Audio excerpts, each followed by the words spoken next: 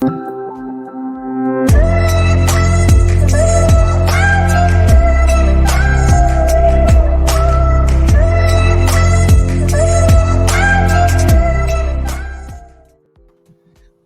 Roman, this is your turn. You can introduce your guest. Me and Mark is gonna be listening you and cross finger.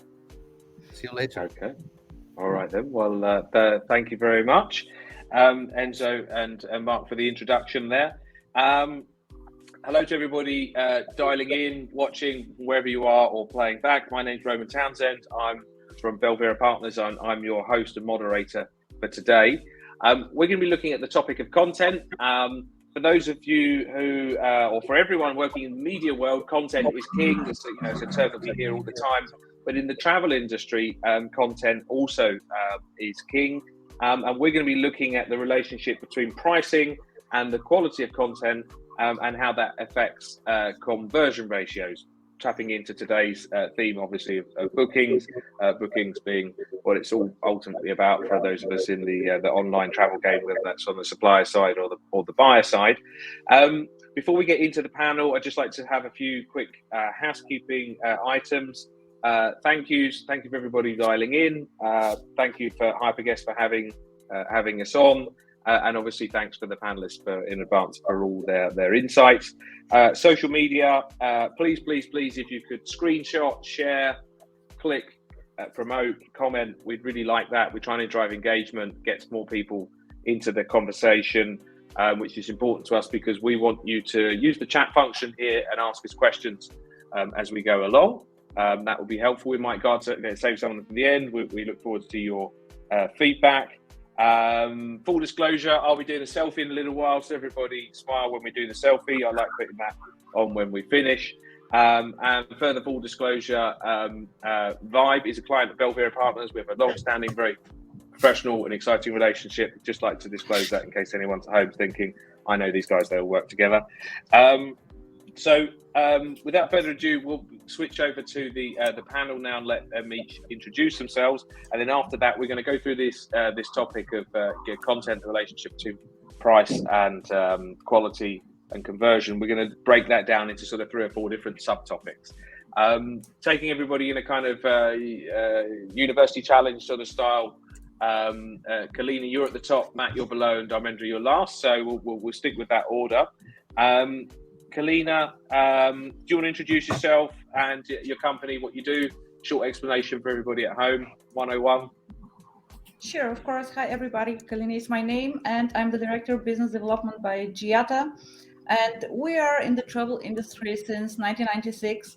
We are professionals in non-bookable content and matchings, which means we are the company that provides everything that is connected to a hotel, to apartment, holiday homes, you name it. And this is what we do. It's our core business. We cover the whole industry from the hotel, which is, of course, the first part in the travel industry, to the little travel agency or the big OTA and meta search. Okay, thank you. Can you just qualify what you mean by non-bookable there? Yes, of course. We mean all of the inventory data of a property, starting by the original name, star category, if they're official certificated, all of the matchings between the different suppliers and pet banks with the unique Giat ID, which is meanwhile a master identifier all over the world for the travel industry, going through the images, which is the most important visual part of the content, through fact sheet, also with stuff like hygiene standards, which is something that we had to learn in the last 2 years, and the descriptive content, we mean the descriptions in 25 languages. Okay, all right then. I'm really glad that you're on the panel. Okay, next up, Matt, tell us a little bit about yourself, Vibe, your role. Hi, I'm Matt Chapman at Vibe. I'm co-founder and CTO. At Vibe, we provide front and mid office travel platform solutions to all sorts of companies in the travel industry, tour ops, travel agents, airlines, as well as companies who aren't in travel that are selling travel.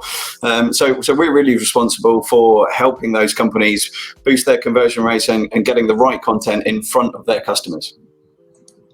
Okay, yeah, thank you. And am I right in thinking, Matt, you work both on the leisure side and on the corporate side as well? Is that right? Absolutely, that's right. Yeah, we've got a wealth of leisure and corporate customers, and indeed some that do both. Okay, then. Okay, good. And like, I'm glad you're on the panel too. And last but not least, Dharmendra, do you want to introduce yourself and explain a little bit more about what VervoTech does? Sure, yeah. Thanks, Roman. So I'm Dharmendra Ladi. So it is a tough name to pronounce, so you can call me DL, which is pretty short and easy to remember. So yeah, so VervoTech is founded in 2018 with the vision and the mission of aggregating all sort of accommodation data, may it be hotels, apartments, all types of property types, and aggregate that all of the data, then streamline it, streamline the challenges that accommodation industry has in general, which can reduce the booking errors, and also at the same time provide the high quality curated content and room type mappings for the all sort of travel businesses, including travel agencies, suppliers, bed banks, everyone who actually deals with the multiple sources for the hotel or accommodation content. So that's what we do. I work in capacity right now as a CEO. I was a co-founder and then CTO to start with VervoTech, and recently I've been sort of changed the role to CEO. Yeah, that's the brief introduction about me and VervoTech. Yeah. Okay. Thanks, Roman. Well, thank you very much, DL. We can call you DL then, if that makes it easier. Okay, so I think we've definitely got a fantastic panel for listeners at home. We've got a fantastic panel for you today. 3 of the top most relevant people to talk about this subject. Now, obviously, our title, how is pricing and content quality impacting conversion ratio? That's a kind of high-level view of things, and you can come up with sort of simplistic answer to that. But there's a lot to break down in there when we think about it. Pricing is separate from quality content. So two sort of separate factors there: price and the quality of the content. And maybe there are other factors as well that influence conversion ratios as well, not the only ones. So starting with you, Kalina, first of all, what do you think affects conversion ratios most? Is it price? Is it the quality of the content? Is it something else? If you ask me from our perspective as an unbookable content provider, we will always say, of course, content comes first. You said it before, content is king. And we all know how the technology works nowadays. Price comes first because we all assume that the customer is searching for the best price. And with best price, we always understand the cheapest lead, which it's not necessarily the best option for a customer. Showing quality content, showing your property, showing what the customer will get for its money, definitely will also increase the conversion, because this is how the search starts. We don't search for give me everything for 200 euros or 300 euros. We search for a destination, then we take a look at the hotels, and then we inspire ourselves by the images, by the visual content. We all know those wordings, an image is saying more than 1,000 words, etc., etc. Why is Booking so successful? Because they always have the best visual content. And this is, in my opinion, where everything starts. And if you manage to get your best content online, to present yourself on your, we say it in German, your chocolate side, then this will not only increase your conversion, this will also lead to a lot of upsells. You haven't even thought about it, that it's possible. Especially when it comes to our annual holidays. Everyone is prepared to spend more money when they know what will I get for my service. So, and I think that the behavior of the travelers is changing exactly in this direction. They want to see what will I get for my money, and when I'm sure that I will get the services that I'm looking for, I'm prepared to pay more. Okay, some interesting points. I like the chocolate pot reference. I think in England we say the honey pot maybe, but that's good. Thank you very much. Obviously, we'll come back to you as well, and we'll talk specifically about some of the other points you're making there about different types of content and so on. Matt, what's your take? Is it price? Is it quality content? Is it something else? What really moves the needle when it comes to conversion ratios? You're seeing this for a lot of clients. Exactly. Yeah. With our client base, we find that it's actually a mixture. It's about having that right balance, and really, it's about having the right balance for your audience. It's about understanding who your customers are and making sure that you're answering their questions. When you go for an inspiration on a holiday, you're going to want different information to being a business traveler. Or if you're traveling with your family, you're going to want to know about room layouts, room configurations. When I get a suite, what are the bed configurations in each of the rooms in the suite? But if you're traveling with friends on a stag or hen do, you're going to want to know about what the nightlife in your destination is. So I think the content is absolutely crucial, but I think probably that's more important than price. But having that content is so important. As I say, as a parent, I'm looking for different stuff in the hotels I'm looking for than I was 10 years ago when I was traveling for other reasons. So it's about really understanding what information, getting it from the right places and putting it in a really clear, intuitive way in front of your customers so they can get the answers they're looking for, make an educated decision on the properties or the options that they're looking at for whatever product type it is. Okay, so it's interesting take. So you're saying it's about knowing your audience first of all, and then from there the content can vary. Not. I mean, because you could get so much content for all sorts of information, but if you just chuck everything in front of a customer and you're not really understanding what they're looking for, what sort of customer they are, then they're just going to be overwhelmed and they're going to be like, there's too many options, there's too much information, I can't really understand and pick through all this. I'll go somewhere else where, as a family, it's geared towards my requirements, or as a business traveler, I'll go to somewhere else where I know that it's got the business amenities I need in the property. I think it's about knowing who you're selling to. It's a good point, actually. Yeah, I was talking recently with someone from an OTA that is focused on Islamic travelers, and he was explaining some of the filters that people search for, and obviously things like the food types and stuff. But there were other things that you just would never imagine that would not necessarily religious related, but that nonetheless are cultural. And that were important to his travellers. Okay, so DL, what's your take on this? Is it price? Is it quality content? Is it something else? What affects conversions? It is all about the bookings at the end of the day. Yeah. So, there are so many factors which affect the conversion ratios, which Matt and Kalina, which already talked about.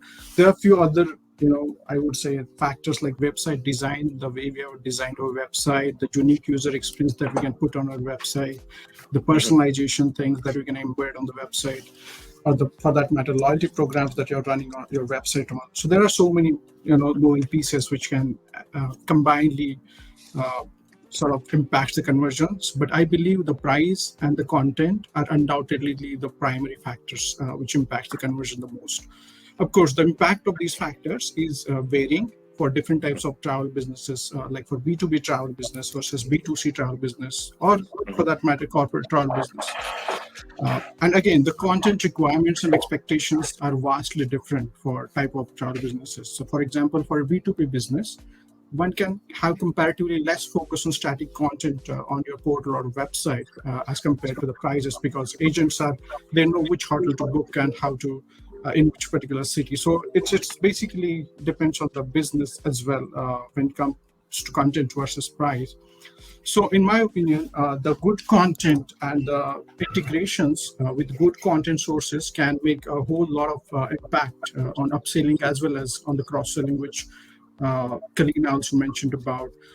For example, a highly articulative content generated using technologies like NLP, machine learning, or AI, which we do at Vovotech too as well, or the different data derivatives from social platforms. And these are the factors which are driving the conversions at unbelievable pace for a few of the companies. And so, in fact, the most of the surveys reflect the same sentiments. The hotel media content and specifically the user reviews, which are genuine or actually true user reviews are kind of most influential content attributes when it comes to decision making process. I also believe the amount and the pace at which the content is getting produced worldwide for accommodations in general is humongous. There are petabytes of data content getting produced every day on different platforms, right? So understanding and marketing the data about the data, I mean the metadata about the data is very crucial for travel businesses. There's no point in bombarding a whole lot of content on end customers and expect them to make the booking decisions. It also negatively impact the conversions, if I can say so. So at the end of the day, as we all said it earlier, the content is king. Yeah. Okay, I think it's interesting. I mean, what two observations here would be: one is that you've all spoken much more about content than you have pricing, and the other is that you're on the content side. You're saying it's very nuanced. It depends on your audience, depends on the channel. You really got to you really got to know your stuff. And the days of we've got a picture of the room, or we've got some basic information like the room has a shower or something, are long gone. Moving on to the next topic then that we're going to sort of break down within this. Conversion ratios more generally, whatever's driving those, price, content, some other kind of factor like exclusivity or availability or whatever. How did those evolve through COVID? And what are we seeing now as we return to normal? Are we returning back to where we were 3 years ago? 3 years ago, I suppose the last sort of summer we looked at. Or are we in a brave new world of conversion ratios? Kalina, you go first. Conversion during COVID, there were no conversion. Everything crashed down.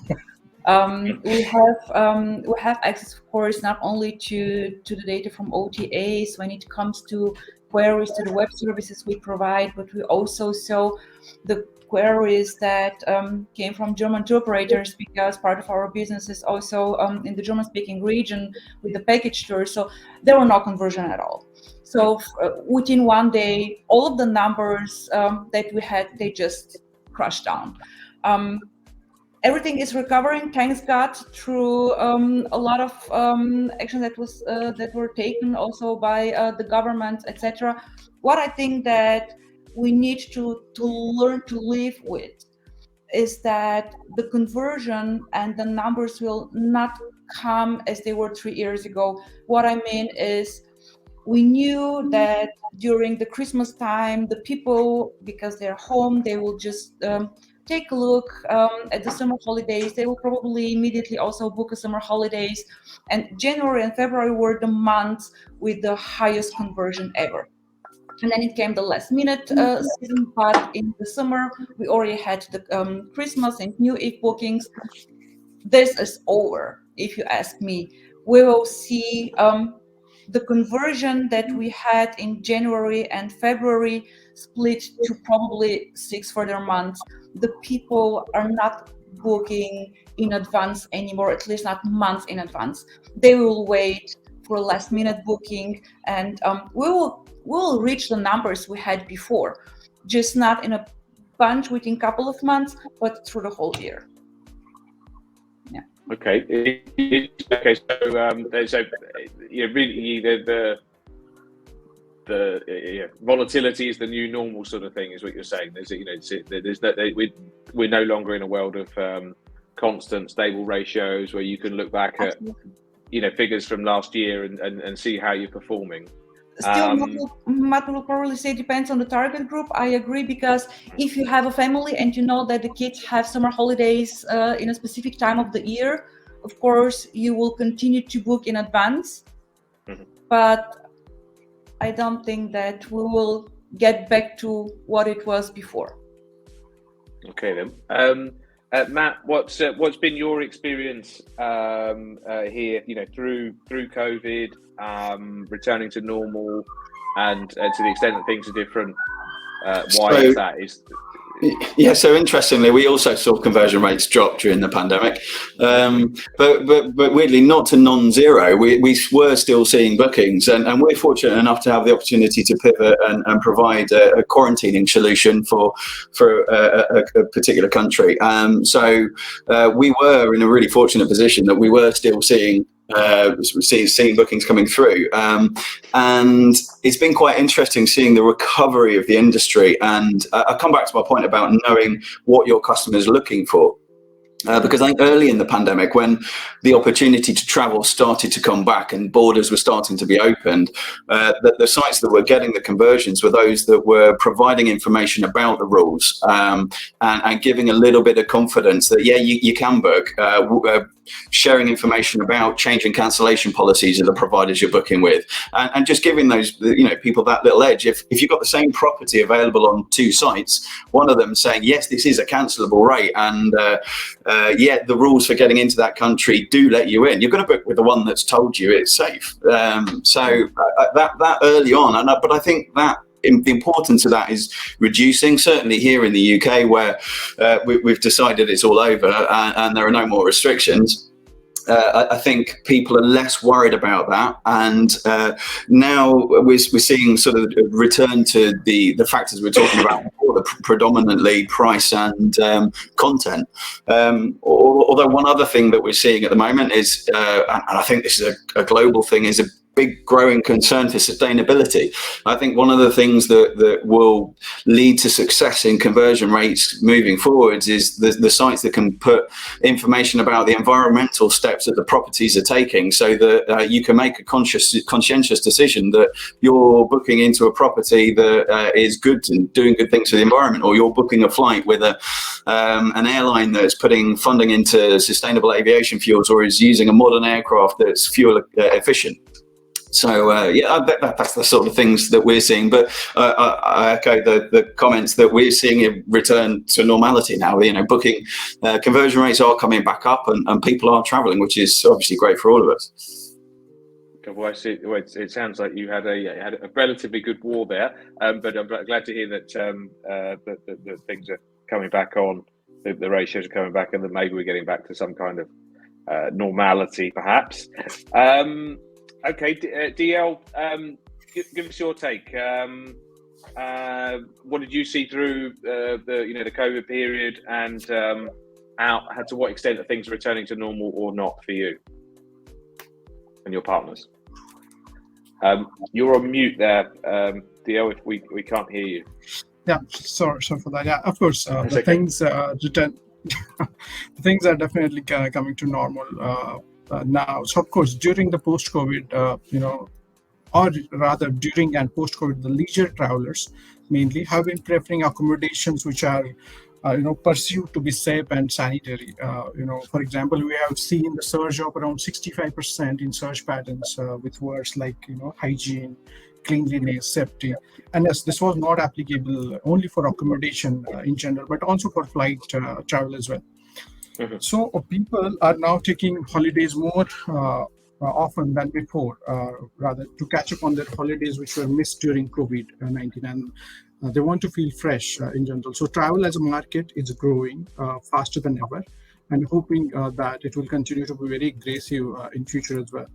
So also for many people, traveling is now is all about experiencing the adventures that they might only do once in their lifetime, because we have seen a lot of very pricely bookings with our tech partners, which are very high, which are very lucrative, very value for money, but that is something that you can do once in a life, for example. So we have seen a lot of surge in those sort of bookings as well.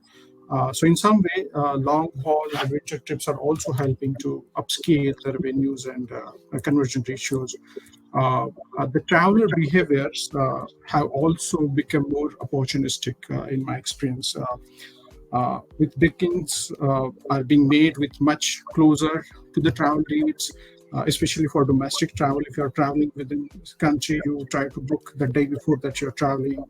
Those sort of behaviors or patterns are being observed. At the same time, the future travel restrictions and quarantine requirements has led to a strong preference for flexible bookings with the options like refunds or last-minute cancellations and those sort of things.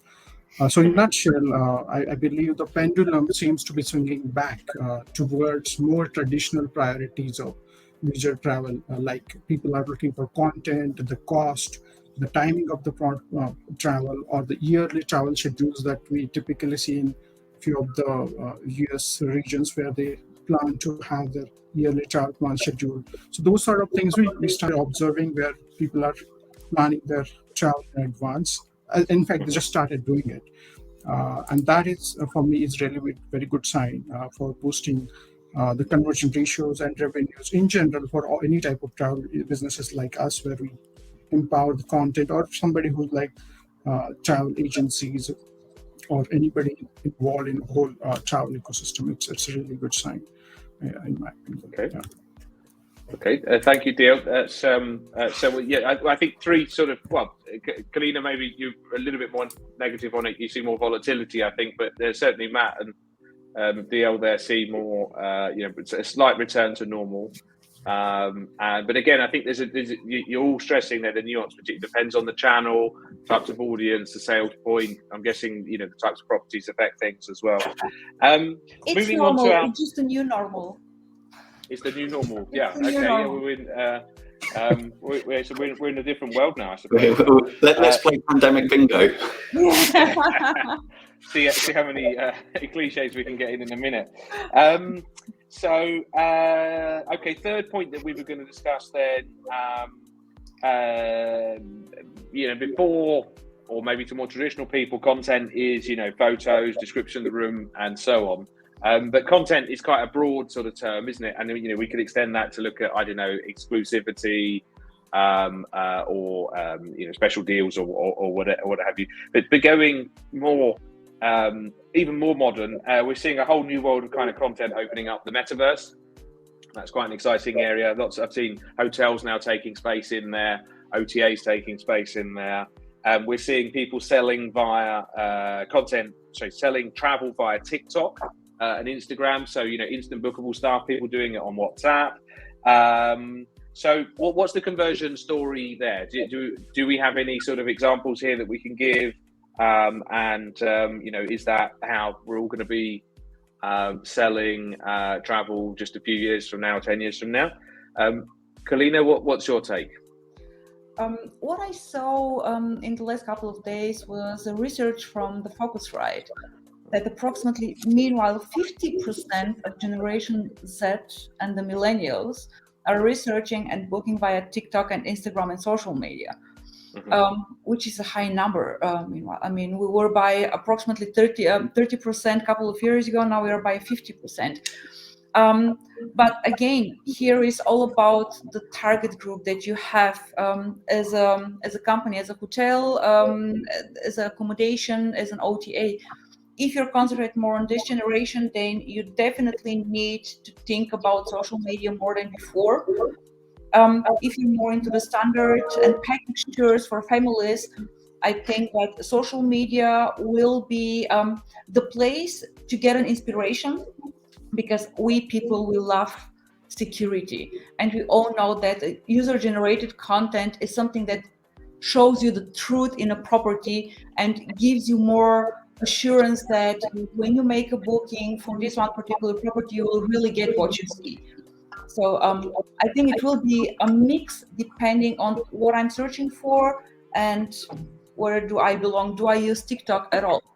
I don't use TikTok, so I will never get a research and a booking via TikTok. But the next generation, definitely. We have to adapt. Definitely, TikTok and Instagram are for the inspirational and research part. Are you seeing any of your clients actually selling? Are you having bookable content on any of those channels? Is that something you're getting approached about just yet? Or they use Instagram indeed for the inspiration. We haven't get any requests or information yet that their bookings and the conversion is increasing because of the new social media channels. Okay, maybe it's just a question of time. WeChat, I think WeChat absolutely important for Asia. Okay then. What was that widget? Did you say? Sorry? Which company name did you name there? WeChat. WeChat is the Asian Facebook, TikTok, Instagram. WeChat. Yeah. Okay, WeChat. Exactly, and Okay, everything. sorry. I mean, it's Sorry, probably one of the greatest platforms. I have to. I've got WeChat, but I'm locked out right now because it's turned into Chinese, and I can't work out how to unlock I'm it. using it, even Chinese. I'm just using it. But I mean, seriously, I'm locked out, and so if anyone can help me with that. Okay, Matt, what's your take on this? New media types of content. What role is that playing in conversion ratios, and how are we measuring it? So, maybe some people, they are advertising, promoting the dreamer stage, the inspirational stage on their social media channels. But how do they know how much of that is leading to bookings on the, when people then get back onto their? Yeah, I mean, attributing a sale to all of the marketing and efforts you've done is always a challenge. I mean, that's if you can solve that 100% all the time, then you're steps ahead of a lot of other travel businesses. So for the actual selling through social media, we see it as early days still. And one of the big challenges, especially on TikTok, Instagram, the sorts of properties and holidays that get the views are the glamorous, high-end resorts, and the people who are on those platforms are the younger generations that don't have the cash to spend on those. So I think turning social media from a lead generation and a content platform for inspiration into a sales platform is probably quite a way away, because we're going to need to wait for that generation to be in high earning positions with the funds to drop on the sorts of holidays that they're seeing and obviously want to go on. I think the metaverse is an interesting concept. Obviously, we're all forever, I imagine, I hope, all still going to want to actually travel and see places.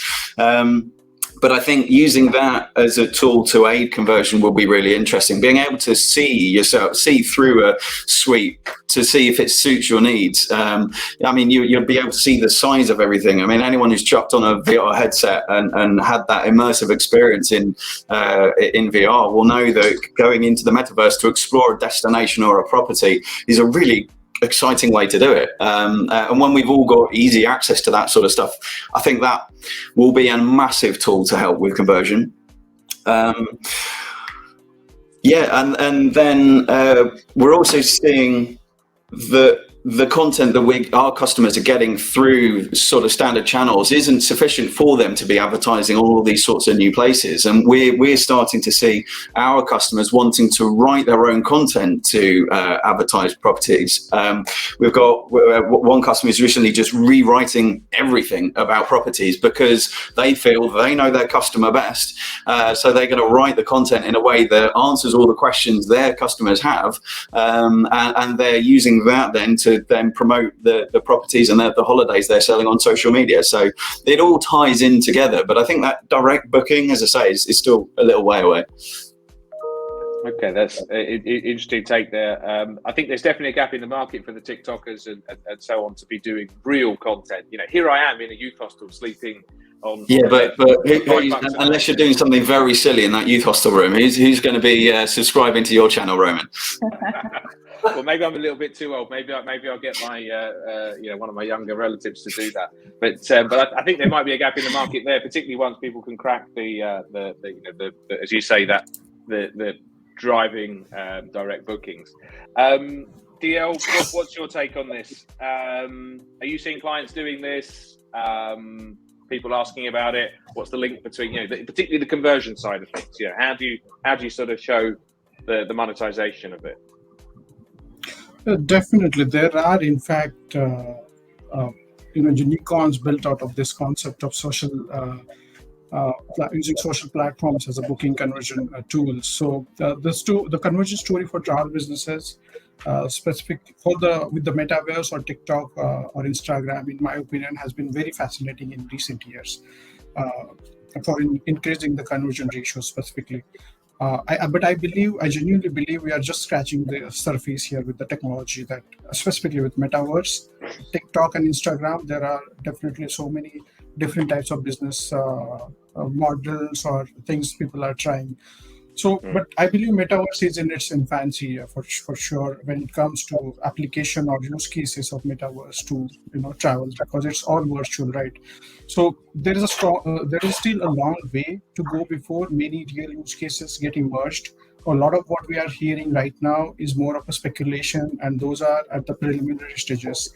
I believe. Having said that, in the world of metaverse, travelers are experiencing so many virtual travel use cases. Like, for example, travel the use case, like if you want to do a virtual historical travel, for example, if I want to see the Rome 100 or 1,000 years back, I can do that, and that is sort of a different, it doesn't have the direct impact on conversions, but definitely it can trigger to it's a sort of attracting travelers to go and explore these places.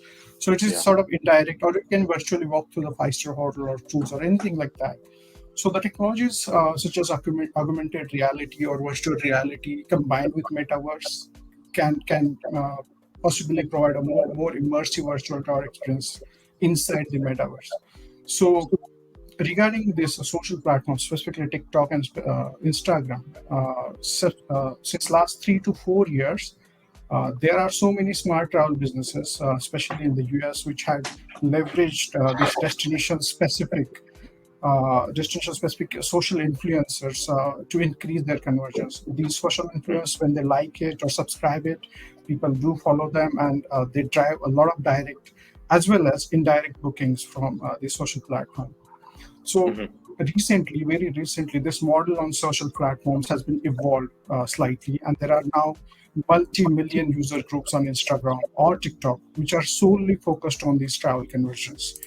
So for example, any of your activity or content which you view, or the likes that we make, or everything is getting tracked, and then these engines are sending us very personalized destination trips or suggestions, and these are sent on the personal accounts to travelers. Of course, it is all done in the boundary of all legal, but there are startups which have started doing such sort of search engines or recommendation engines based on the social interactions of the travelers. So in most of the cases, I believe these deals are unbeatable, lucrative, and very tempting. So these platforms connecting the price conscious consumers to the right deal, so that they can save money and spend more time on what is important for them. So that is where the search engines based out of on these TikToks and Instagram are very crucial. And I'm sure many unicorns, as I said, are already established, just leveraging the social media platforms to engage and then educate the customers and then convert them into the travel transactions.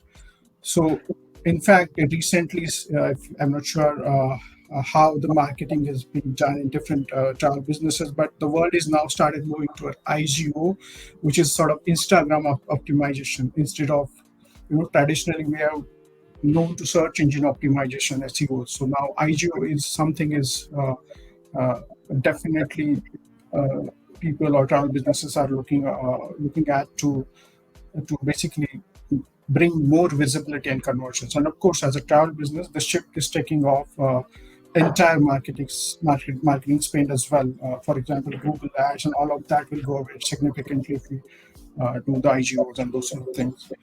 So yeah, I still believe this is a lot to explore, and things are going to get better with this platform for sure. Yeah. Okay.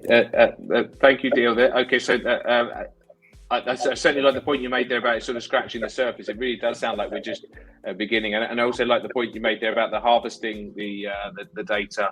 The Big Brother is watching sort of thing, even on Instagram, and you might then get targeted ads off the back of that. But I think this, in summarising, I mean, I think all three of you are sort of saying that you aren't yet seeing the direct bookings happening there so much, and that it's still the inspirational stage. I think someone called Fabian made a point on the comments talking about how in China TikTok is Trip.com are selling via TikTok. Yes. And I know some other companies that have some experience with that. But they are, all the people I've heard talking about this are based in pretty much exclusively in China. And that seems to be a much more common way of doing things there, where younger generation and where they sort of skip that whole kind of web-based phase and have just gone straight to using their mobiles for doing everything, payments and so on. It's 3 clicks, Roman. This is it. It's fast. It's easy and fast. Click, click, click. The booking is done.